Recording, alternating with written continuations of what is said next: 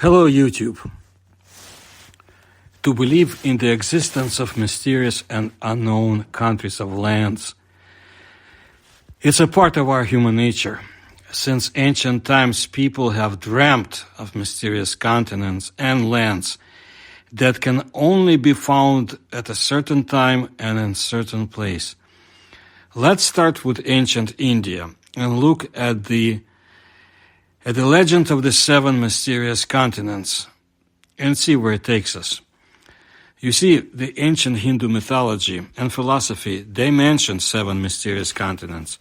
How mysterious are those continents? Well, let's look at them. Jambu Dvipa, Plaksha Dvipa, Shalma Dvipa, Kusha Dvipa, Krauncha Dvipa, Shaka Dvipa, Pushkara Dvipa are separated by oceans and inhabited by people. Dvipa is a term in Hindu cosmography. The Puranas describe a Dvipa to be one of the seven islands or continents that are present on Earth, each of them surrounded by an ocean. The same terminology is also used to refer to the seven regions of the outer space, universe, cosmos. Bordering on the outermost sea or ocean is a land named Loka, which separates the known world from the world of darkness. This realm comprises a range of mountains, 10,000 yojanas. One yojana is 12 to 15 kilometers. The shell of the cosmic egg is known as Brahmanda. It lies beyond this darkness, cradling all of creation. Well, how old is the Hindu cosmology of seven continents and seven seas? Purana is a vast genre of Hindu literature about a wide range of topics, particularly about legends and other traditional lore. The Puranas are known for the intricate layers of symbolism depicted within their stories. It is impossible to date the Markandeya Purana and the other Puranas.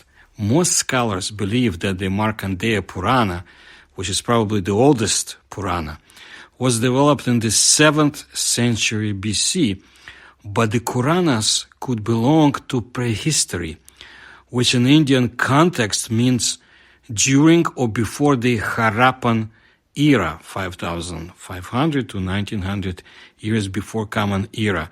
Remember Mohenjo-daro? The Harappan era did not begin in a vacuum. Agriculture and settled life began in South Asia around 7,000 before Common Era.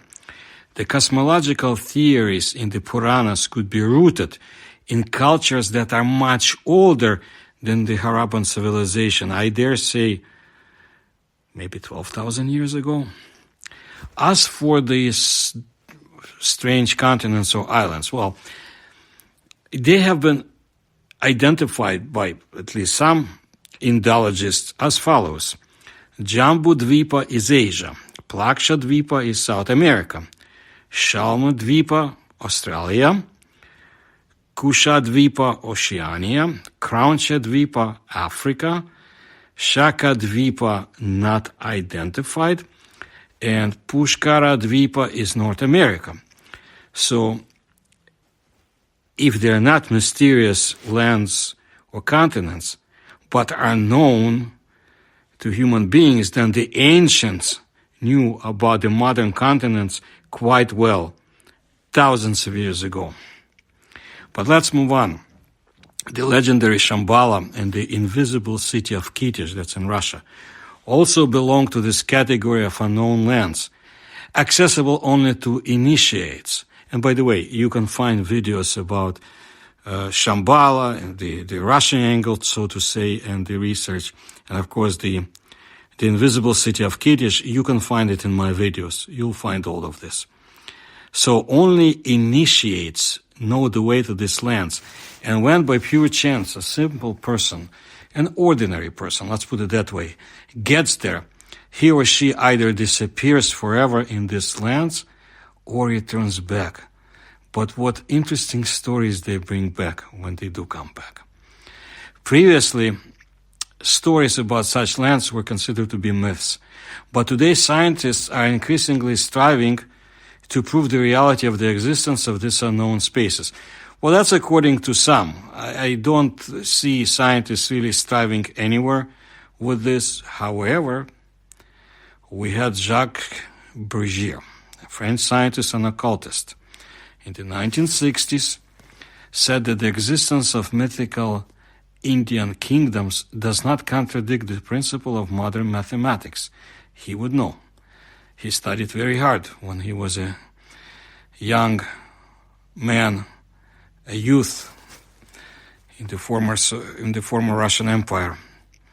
He suggested that the structure of space is much more complicated than we used to think, and there are unknown areas that are not displayed either on maps or on globes. One of the most mysterious cases related to unknown lands occurred in 1954 in Japan. During the passport control, a strange person was detained. He had a passport issued by the non-existent Tuareg state. He claimed that his country was in Africa, between Mauritania and French Sudan. However, this place was not on the map, and in its place was Algeria. This strange man ended his days in a psychiatric clinic. A similar case occurred a century earlier in a German village. The distraught passerby claimed to have come from the country of Lascaria, which is located on the continent of Sacria. But the German authorities failed to find these places on the map. However, there are also real places that are considered to be a door to nowhere. And when we speak about Eurasia and Russia, you can see, look at my so-called time travel and time phenomena videos. You'll find more. But today we're speaking about Africa. See, Rudolph Lake or Lake Turkana in Kenya is one of such places, reportedly. There's an island there which the locals call irrevocable. No one wants to settle on this island because of its, let's just say, very strange reputation, not to use other words. In 1935, the British expedition of Vivian Fouche worked on that lake. One day, two of the participants, Martin Sheflis and Bill Dyson, sailed to the island, which enjoyed such a bad reputation. 2 days later, the researchers reported that they were fine. After that, the signal stopped. On the 15th day, concerned about the lack of news from colleagues, 3 more went to the island. However, they did not find any traces of Shellfish and Dyson. Then, for a substantial reward, the island was searched by a team of 200 Aborigines. But they didn't find anyone either. The scientists seemed to have fallen through the ground. A few years later, several families of the El Molo tribe settled on the island. The El Molo people, also known as El Molo, Dajes, Furapava, and Ldes, are an ethnic group mainly inhabiting the northern eastern province of Kenya. They communicated with the mainland, so to say, exchanging dried fish for milk and skins. One day at the agreed time, no one appeared from the island, and a boat was sent there. The newcomers found an empty village with untouched belongings and no trace of 3 dozen people. So, do the unknown lands really exist? And there are so many more examples. I just wanted to give you a few. So far, the answer to this question remains a mystery. Maybe they do exist in other dimensions or in parallel worlds. But let's talk about Jacques Bergier a little bit more. His real name was Yakov Mikhailovich Berger. He was a French historian, philosopher, science fiction writer, journalist, detective, engineer. He was also a member of the French resistance. He claimed to have mastered 14 languages. In 2002, there was a prize established in his name in France in the field of fantastic literature. But although his life was very interesting, He did not delve just in fantasies, of course. He was born in Odessa during the Russian Empire time. Currently, that's in Ukraine. In 1925, the family moved to France. Jacob Berger, Jacques Berger, was a graduate of the Lycée Saint-Louis and the Higher School of Chemistry in Paris. In 1936, he became an assistant to physicist Andre Helbroner, who was killed by the Gestapo at the end of World War II. They were jointly engaged in research of electron deceleration in heavy water. Working in the field of nuclear research, Berger plunges deeper into the world of mysticism and alchemy. He later stated that in 1937 he met Fulcanelli and allegedly performed an alchemical transformation of sodium into beryllium. During the Second World War, he participated in the resistance movement in Lyon. Thanks to the work of the unit where Berger served, it was possible to find out the coordinates of the German missile center in Peenemünde and bomb it in 1943. On November 23, 1943, he was arrested by the Gestapo and he was tortured. From March 1944, he had been a prisoner of the Mauthausen concentration camp. He was liberated by the Allies in February of 1945. After his release, he began working at the agency. I don't want to torture its French name, but in English, I guess it would be General Directorate for Studies and Research, DGER, a special service engaged in the search for nuclear technologies in Germany, where he worked in most of 1945. They managed to capture the outstanding aircraft designer Willy Messerschmitt and the Finnish V-1 and V-2 missiles. I want to tell you something else.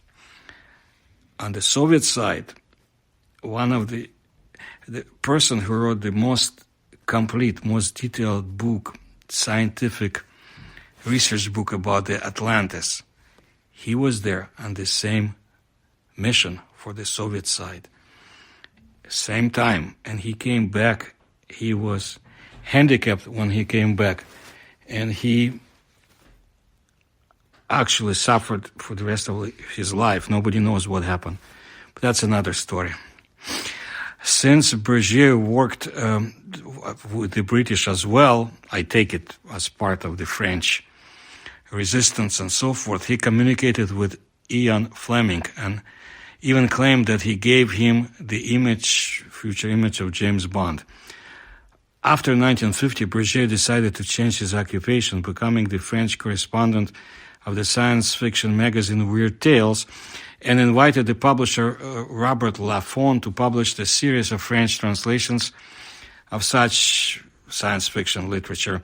The project failed. In 1954, he met Louis Pauwels, with whom he co-authored his main work, Morning of the Magicians. That was published in 1960. And from 1961, he published a magazine called Planet, together with Pauwels and François Richardieu. That book, Morning of the Magicians, told about ancient civilizations, the mysterious orders of the SS and the Rosicrucians, about the mountains of Tibet and the jungles of America. Brilliant insights and fantastic hoaxes. Some people say alchemy, immortality, and the prospects of humanity are touched upon. Great initiates and Antarctica. All these subjects were treated in the book. In 1964, this is getting interesting too, Jacques Berger sent the English translation of The Morning of the Magicians to the Soviet writer Ivan Yefremov. Look at my playlist about Ivan Yefremov, who was suspected by the KGB to be initially British spy, but of course the main suspicion they had is that he was an extraterrestrial.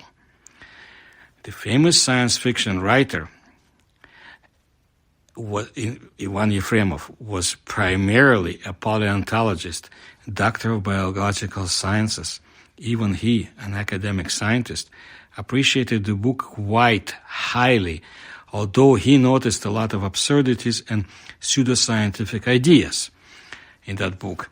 Yefremov asked one of his friends and like-minded people to slowly translate the book that Brugere sent him, and this, most likely it was this particular translation that was distributed in samizdat in Moscow and Leningrad for many years. Samizdat is when people risk their freedom and livelihood and publish underground digests, translations of forbidden books in the Soviet socialist regime. This is what was taking place. Communist ideology did not like any other ideas, but people did what they could and published in books in samizdat. Anyway, this book, Morning of the Magician, was later followed by The Secret War of Occult Forces, which shows the reality of using telepathy, clairvoyance, telekinesis for military purposes.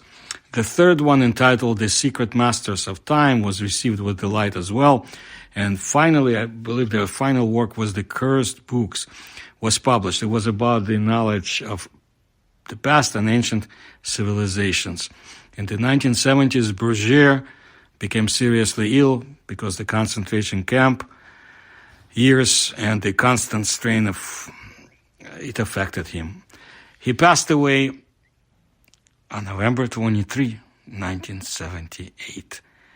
And so I told you about strange lands, strange incidents of people disappearing through who knows what portals of time into other dimensions, and about two very interesting people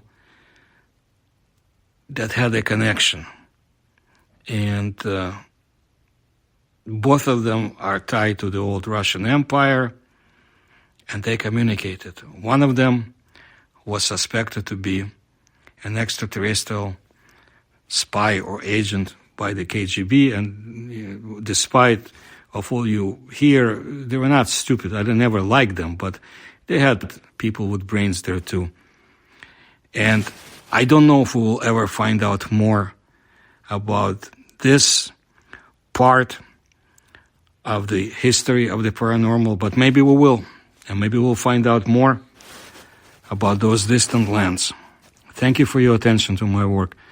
If you can support my research, please do so in the links you'll find in the description to this video. Please tell others about my channel. Thank you.